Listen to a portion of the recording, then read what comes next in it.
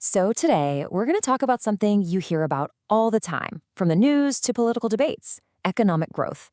It's this massive idea, the engine that pretty much built the world we live in. But what is it, really? And why is it the driving force behind, well, everything, from your job to funding for schools and hospitals? Let's dive in. At the end of the day, a lot of economics boils down to this one huge question: how do we build a better future? A world with more opportunity, better health, just more prosperity for everyone. And for centuries, the answer has been surprisingly simple and consistent, all revolving around one powerful concept: growth. But why? Why this relentless global obsession with growth? What's the big promise that makes entire nations bet their futures on it? Well, it's because growth isn't just some number on a chart. It's a seriously powerful tool for making people's lives better. Let's look at what it's supposed to deliver. And this is where that abstract idea really hits home. Think of it like a positive feedback loop. More business activity means more jobs and higher incomes. That in turn means more tax revenue, which is what pays for the stuff we all depend on: our schools, our hospitals, our roads. For decades, this has been the #1 tool for lifting our collective standard of living.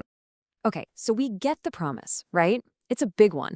But to really understand its power, and maybe its problems, we need to get specific. When economists talk about economic growth, what are they actually measuring? Let's nail down a definition. Now, the most important part of that sentence is ability to produce. See, growth isn't just about us all working a bit harder this year. It's about fundamentally expanding what an economy is capable of doing. It's about getting more efficient and more productive for the long haul. And listen, this is a super important distinction to make. Growth, that's a numbers game. It's about how big the economic pie is. Development, on the other hand, is about quality. It's about the well-being of the people eating that pie. Now, growth can absolutely fuel development, but they're not the same thing.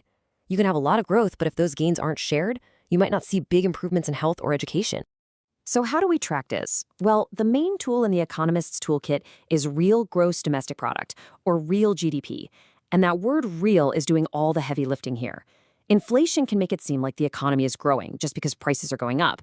Real GDP strips that away, so we know we're looking at a genuine increase in stuff being produced.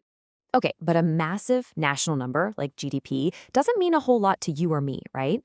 That's where GDP per capita comes in. You just take the real GDP and divide it by the number of people. It gives us a pretty good, though not perfect, idea of the average income per person. If that number is going up, it usually means living standards are improving. Growth is never this perfectly smooth upward line. It bounces around. Think of short-run growth like the weather. It's the day-to-day ups and downs, the business cycles. But what we're really focused on here is the long-run growth. That's more like the climate. It's the deep underlying trend that truly determines a country's long-term prosperity. All right, so if long-run growth is the destination, what's actually powering the journey? It's time to pop the hood on our economic engine and see what parts are doing the real work to push a nation forward. It's not magic. Economists have pretty much figured out that it all boils down to 3 key ingredients. You need capital, and that means both the tools to do the work and the skills to use them. You need technology to make those tools and skills way more productive. And you need strong institutions, which create the stable playground where all this can actually happen. So let's break down that first one: capital. Physical capital is all the tangible stuff you can touch: the factories, the computers, the roads that let us produce things. But just as critical is human capital. That's the collective education, skills, and even the health of the workforce. A super advanced machine is totally useless without a skilled person there to run it. Okay, so more tools and smarter people. That's great. But technology, wow, that is the ultimate game changer. It acts like a massive multiplier on everything else. Innovation, just finding new and better ways to do things, is what lets us get way more output from the same amount of input. It's the real secret sauce of long-term prosperity. And finally, none of this, not the investment, not the innovation, happens in a vacuum. Strong institutions are basically the rules of the game that provide a solid foundation. Think about it. Why would you ever build a factory if you thought the government could just take it tomorrow? Or why would you lend money if you didn't trust the legal system? You wouldn't. A stable, predictable environment is absolutely essential. So when you put it all together, capital, technology, and good institutions, here's what happens. They don't just help us do things better within our current limits. They actually push those limits outward. They expand the entire frontier of what is possible for a society, creating opportunities that literally did not exist before. But, and this is a huge but, this incredibly powerful engine has an exhaust problem, a big one.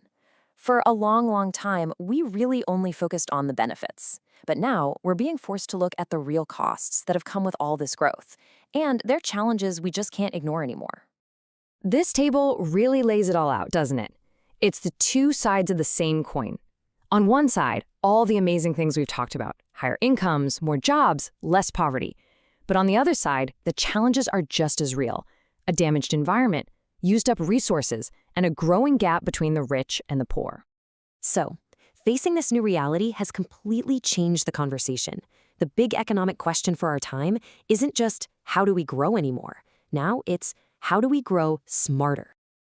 And that right there is the new mission. The goalposts have totally moved. The modern objective is to figure out a way to have growth that is both sustainable for our planet and inclusive for all the people who live on it. It's about finding that balance between our economic goals, our social goals, and our environmental goals. So what does sustainable growth actually mean? Well, it's about thinking long term. It's about not cheating our kids and grandkids, right? It means investing in green tech, using our resources way more efficiently so we can meet our needs today without wrecking the ability of future generations to meet theirs. It's all about making sure this engine can keep running for a long, long time. Which leaves us with this final, massive question. The engine of economic growth, without a doubt, built the modern world we know. It lifted billions of people out of poverty.